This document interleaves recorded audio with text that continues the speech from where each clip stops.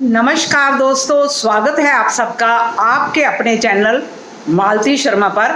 दोस्तों, करवा चौथ का व्रत आने वाला है। सबसे पहले तो मैं आप सबको बहुत बहुत शुभकामनाएं देती हूँ इस व्रत के लिए। भगवान की कृपा आपके घर परिवार पर बनी रहे, आपका सुहाग अमर रहे। दोस्तों, इस वीडियो में मैं आपसे कुछ ऐसी बातें शेयर करने जा रही हूँ जो करवा चौथ के दिन बिल्कुल नहीं करनी चाहिए। हमारे भगवान, हमारे बुजुर्ग इतने समझदार थे, उन्होंने समय को ध्यान रखते हुए वो सब नियम कानून बनाए। उन्होंने हमारे आराम का भी पूरा ध्यान रखा कि इस दिन व्रत रखकर हमें ज़्यादा काम नहीं करना चाहिए। पर कुछ बातें उन्होंने बताई कि हमें उनको बिल्कुल नहीं करना चाहिए, तो उनको हमें ज़रूर मानना भी चाहिए।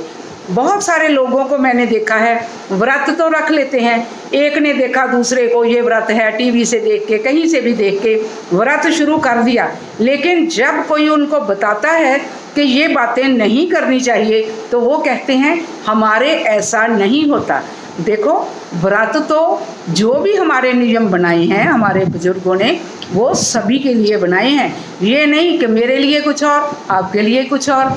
इसलिए कुछ ऐसी बातें हैं जिनको हमें बिल्कुल नहीं करना तो नहीं करना चाहिए। इसलिए उन बातों को ध्यान से सुनकर मान लेना चाहिए और उल्टे सीधे काम हमें जो नहीं करने चाहिए उनको छोड़ देना चाहिए। बस इतनी सी बात है। वो काम हम पहले भी कर सकते हैं, और एक दिन अगर हम कुछ काम नहीं करेंगे तो कोई फर्क पड़ने वाला भी नहीं है। अगर हमें कोई अच्छी बात बता रहा है उसको ध्यान से सुनना चाहिए। आज मैं आपको करवा चौथ में कुछ बातों का जो ध्यान रखना चाहिए उन्हीं के बारे में बताऊंगी। और उससे पहले, अगर आप मेरे चैनल पर नए हैं, आपने मेरे चैनल को अभी तक सब्सक्राइब नहीं करा तो कर लें, और पास में बने बेल बटन को दबाना भी ना भूलें, ताकि मेरे आने वाले वीडियो का नोटिफिकेशन सबसे पहले आपको मिले। नंबर 1, करवा चौथ का त्यौहार चौथ के दिन मनाया जाता है, और चौथ होती है गणपति जी की। इसलिए इस दिन सबसे पहले जब भी उठो, नहा धोकर गणपति जी की पूजा करनी चाहिए। वैसे भी हमारे हिंदू धर्म में सबसे पहले, चाहे कोई व्रत हो या पूजा हो या पाठ हो, सबसे पहले हम गणपति जी को मनाते हैं। इसलिए इस दिन भी जब भी आप उठो, नहा धोकर सबसे पहले सुबह गणपति जी की पूजा करनी है। उसके बाद गौरी माता की और करवा माता जी की पूजा करनी है। कथा सुनते समय भी इन बातों का ध्यान रखना है। ये त्यौहार मिलजुल कर मनाने का त्यौहार है। ये त्यौहार अकेले मनाने का त्यौहार नहीं है। ये इस त्यौहार को हर्षो उल्लास के साथ, ये बहुत पावन त्यौहार है, और इसको बड़े विधि विधान के साथ सब लोगों के साथ मिलकर मनाने का त्यौहार है। इसकी पूजा अकेले नहीं करनी चाहिए, घर में करो या किसी मंदिर में करो, लेकिन सब लोगों के साथ। अगर घर में देवरानी, जेठानी, सास, नंद हैं तो सब के साथ मिलकर इस त्यौहार को मनाना चाहिए। और या किसी मंदिर में जाकर आस पड़ोस की औरतें हैं, सबके साथ मिलकर, क्योंकि हमें करवा पलटना होता है। अगर हम अकेले बैठकर ये त्यौहार मनाएंगे तो करवा कैसे पलटोगे। इसलिए हमें ये त्यौहार सबके साथ मिलकर, जब भी आप कथा सुने उसमें ज़्यादा नहीं तो 2-4 जितनी भी हो सके, क्योंकि हमें एक दूसरा इंसान इसमें ज़रूरी चाहिए। इससे हमारी खुशी और बढ़ जाएगी और हमारी पूजा भी बहुत अच्छे से होगी। नंबर 2, इस व्रत में माना जाता है कि इस दिन सुई, सिलाई, कढ़ाई नहीं करनी चाहिए। कुछ भी नहीं सिलना चाहिए, ना काटना चाहिए, यहाँ तक कि सुई में धागा भी नहीं डालना चाहिए। सब्जी भी नहीं काटनी चाहिए। अगर घर में कोई और इंसान है उससे सब्जी कटवा लो, जिसने व्रत नहीं रखा। व्रत रख के हमें कोई भी चीज़, कोई ऐसा काम नहीं करना जिसमें धार वाली वस्तु का प्रयोग हो। हमें सुई, सिलाई, कढ़ाई, बुनाई सब कामों को इस दिन त्याग देना है। आगे पीछे करके रख लो जो आपको काम जरूरी है। इस दिन इन चीज़ों का प्रयोग नहीं करना। नंबर 3, हमें व्रत रखकर ध्यान रखना है कि अगर कोई सोया हुआ है तो उसको भी नहीं उठाना, चाहे वो आपके पति हैं या आपके बच्चे हों, किसी को भी नहीं कहना उठ जाओ।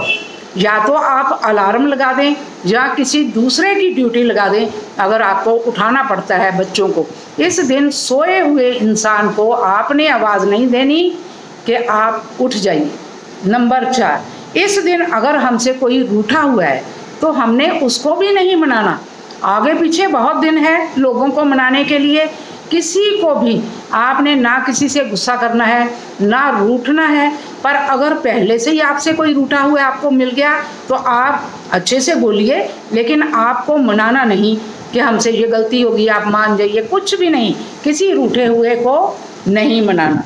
नंबर 5, इस दिन आपने किसी को कोई सफ़ेद, नीला या काले रंग की चीज़ का गिफ्ट नहीं देना। इस दिन नीले या काले कपड़े भी नहीं पहनने, ना किसी को कोई ऐसे रंगों का गिफ्ट देना है, क्योंकि ये रंगों का त्यौहार है।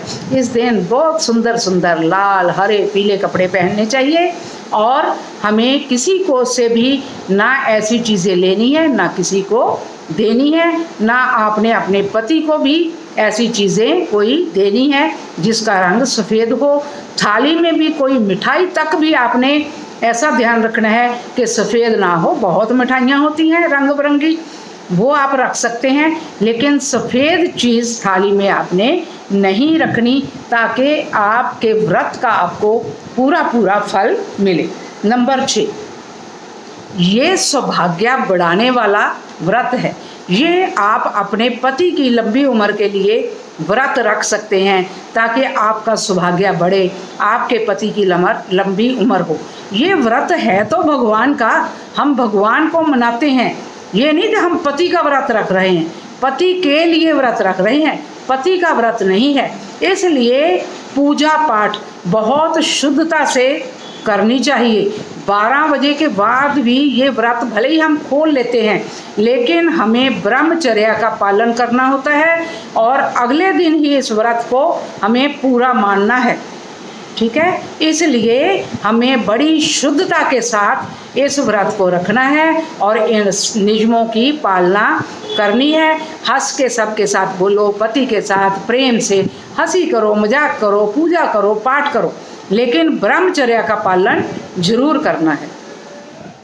नंबर 7, मासिक धर्म में भी ये व्रत रखना होता है, लेकिन पूजा पाठ में इन बातों का ध्यान रखना है कि आप किसी कथा वाली किताब को, क्योंकि उनके ऊपर भगवान की फ़ोटो बनी होती है, उनको आपने नहीं छूना और चंद्रमा को अर्घ नहीं देना।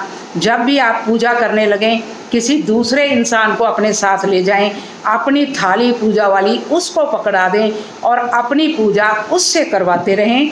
लेकिन जो आपने बयान करना है, देना है अपनी सास को, उसको आपने ही मनसना है।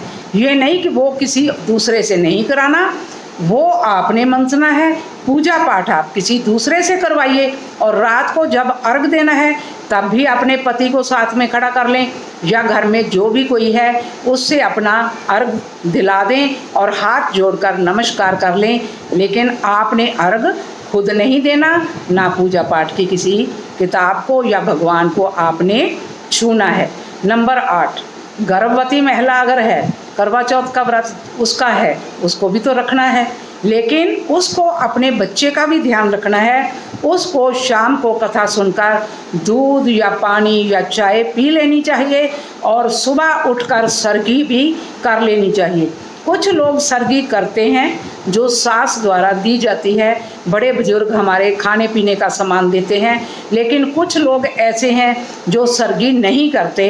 इसलिए अगर आप नहीं करते और कोई प्रेग्नेंट औरत है उसको भी, ताकि उसके बच्चे को कोई नुकसान ना पहुँचे, उसको भी सूर्य चढ़ने से पहले सरगी कर लेनी चाहिए और शाम को भी कथा सुनकर चाय पानी पी लेना चाहिए। नंबर 9, इस दिन नई चूड़ी का बहुत विधान है। चूड़ियाँ इस दिन नई खरीद कर जरूर भरे भरे हाथ होने चाहिए। सुंदर सुंदर चूड़ियाँ पहनने का, मेहंदी लगाने का व्रत है। कपड़े जरूरी नहीं कि आप नए पहनो, क्योंकि आप अपने शादी वाला जोड़ा इस दिन पहन सकते हो, या आपके पास जो भी सुंदर कपड़े हैं वो भी पहन। अक्सर लोग अपने शादी का जोड़ा इस दिन पहनते हैं। उसमें नए कपड़े पहनने का कोई ऐसा विधान नहीं है, बस कपड़े साफ सुथरे सुंदर होने चाहिए। लेकिन चूड़ी और जो मेहंदी है उसका बहुत विधान है, श्रृंगार खूब करना है। नंबर 10, व्रत करना एक तप है। हम जो व्रत कर रहे हैं वो एक तपस्या है। पर कुछ लोग क्या करते हैं, इस दिन श्रृंगार करने में इतना लगे रहते हैं, बाकी चीज़ों को उनको पूजा पाठ का ध्यान ही नहीं रहता। ये व्रत पूजा पाठ का त्योहार है, ये एक तपस्या है। इस दिन बहुत सारे लोग ब्यूटी पार्लर जाते हैं। जब हमें कुछ चीज़ों का यूज़ करना वर्जित है तो हमें घर में ही तैयार होना चाहिए। इस दिन बिल्कुल ब्यूटी पार्लर नहीं जाना चाहिए, क्योंकि जो चीज़ें वर्जित है वहाँ जाकर हम यूज़ उनको कर लेते हैं तो फिर हमारी तपस्या तो भंग हो गई। इसलिए हमें इस दिन ब्यूटी पार्लर में तैयार ना होके अपने आप घर में तैयार होना है। व्रत तो हम रख लेते हैं लेकिन नियमों की पालना नहीं करते। कुंवारी लड़कियां भी कुछ इस व्रत को करती हैं तो करना चाहिए, लेकिन कुंवारी लड़कियों को कुछ बातों का खास ध्यान रखना है।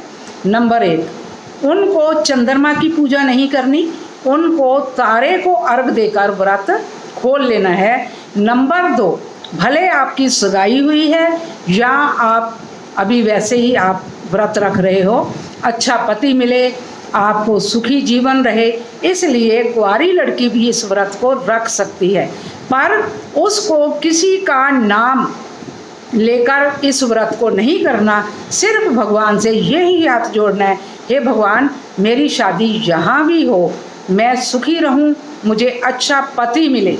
क्योंकि कई बार सगाइयाँ भी टूट जाती हैं या लड़कियां किसी से प्यार करती हैं और उसके नाम का व्रत रख लेती हैं और बाद में उससे शादी नहीं हुई, तो फिर इसलिए कुंवारी लड़की को किसी के नाम से ये व्रत नहीं रखना, सिर्फ भगवान से प्रार्थना करनी है कि उसका आने वाला जीवन सुखी रहे और उसको अच्छा पति मिले। बस ये बातें हैं जो मैंने आपके साथ शेयर करी, जो करवा चौथ के लिए जिनका ध्यान रखना बहुत ज़रूरी है। मुझे उम्मीद है आप सब लोग इन बातों को बहुत ध्यान से सुनेंगे और इन पर अमल करेंगे।